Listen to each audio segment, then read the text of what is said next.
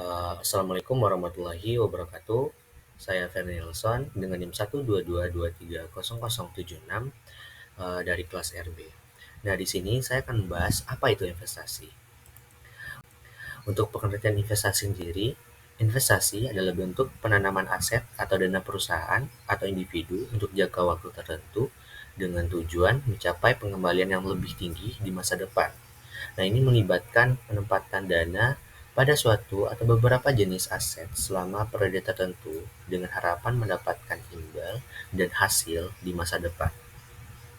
Nah, adapun jenis-jenis investasi yang ada di Indonesia.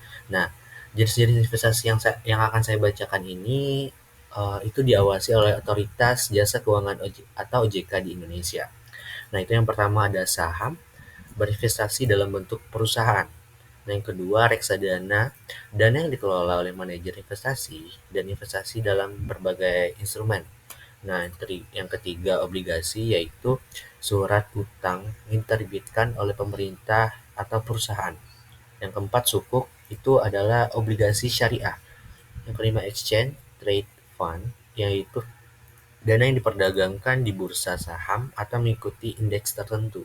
Dan keenam itu derivatif, yaitu instrumen keuangan yang nilainya tergantung pada aset lain. Dan yang terakhir yaitu securities crowdfunding, yaitu pendanaan kolektif melalui penjualan saham atau obligasi. Nah, dari jenis-jenis investasi yang saya bacakan di atas itu diawasi oleh Otoritas Jasa Keuangan OJK di Indonesia. Nah, terima kasih. Nah, selanjutnya, apa sih yang ingin saya investasikan jika saya memiliki modal untuk masa depan gitu kan? Nah, jika saya memiliki modal untuk berinvestasi dalam sebuah properti, itu saya akan memilih properti komersial seperti apartemen atau kantor di lokasi strategis. Nah, alasannya kenapa? Yaitu yang pertama, saya memilih properti komersial itu berpotensi pengembalian investasi yang tinggi dan stabilitas pendapatan jangka panjang.